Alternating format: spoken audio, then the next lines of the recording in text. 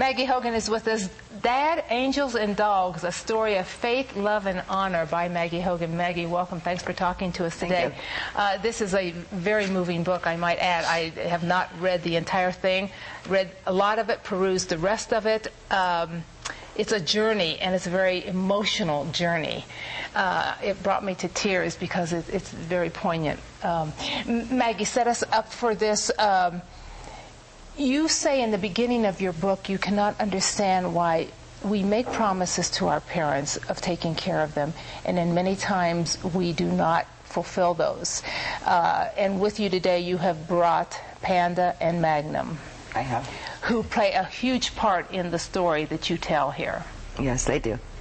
Why do you think we do that with our parents? You were raised where your parents took care of your grandparents.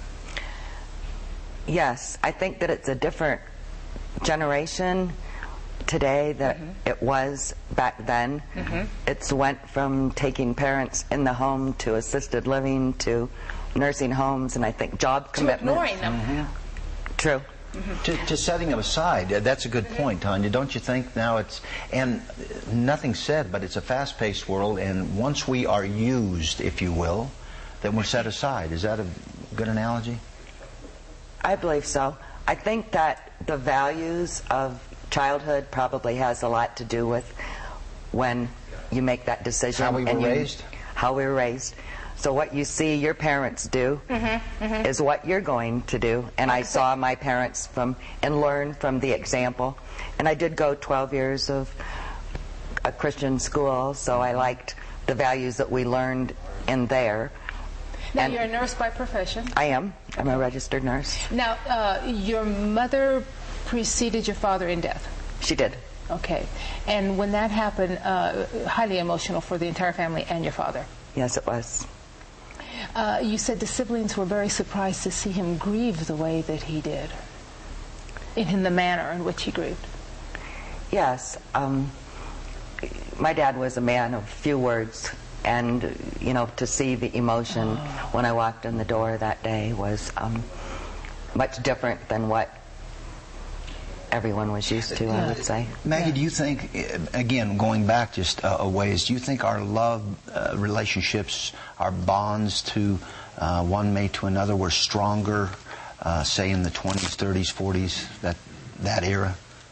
I would think so. I'm not from the 20s, 30s. No, but I'm yes. you know what I'm saying. It's that meant oh, seems to mean. Yes, I do. Yes, I think it had a lot more meaning back then.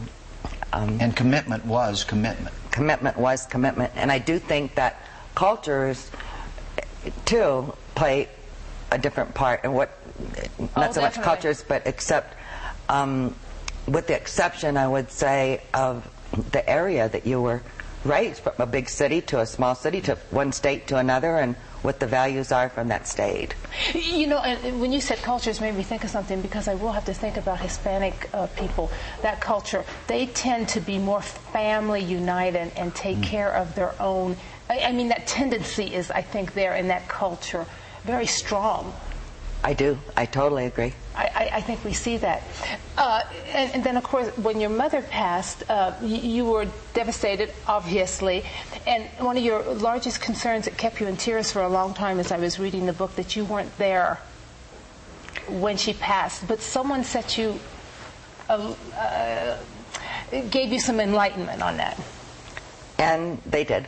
I was doing a travel assignment in Palm Springs, and I had a charge nurse that pulled me aside and told me, you must think about this. This is the way that she wanted it. And I just kind of grabbed onto that and moved on and forward, and things seemed to be... Maybe she didn't want you there when she passed. That was the idea. What she was saying that to was you? what she was saying. What values were, you talked about values earlier on in our conversation. What are the values? What were the values that you were raised with? Well, that goes back a long way. I credit a lot of my values to my school and, of course, my family. But we had respect, honor, accountability, and it seemed like that was enforced more than than maybe nowadays. And I'm not really trying to make a judgment on what is going on nowadays, because I'm unfamiliar with. It's just the change in our perception. It's a change in way culture change in society. But I had the deepest respect. And I always wanted to please and honor my parents' wishes. And discipline was probably somewhere in that scenario, wasn't it? And yes, it is. Yes, of course. Our generation, I think the three of us sitting here at the table, we were raised in a more discipline-oriented type of reality. The dogs that you have Magnum and you have Panda with you. Now, they play a role in your journey with your father. Very much so. And there was 3 dogs. I had 3. Ina has joined your mom and your dad. Ina has joined my parents. And the role that they played was very therapeutic for your father, I'm understanding. It definitely was. I'd like to encourage pet therapy. I think it's something to look forward to, something to do, and something who's who here? To live for. This is Panda. Panda just seems to be very content with just being right there on that chair. He is. And you notice they're both boys with red ribbons. This I love. Yeah. And there's a groomer. So why is that, Maggie?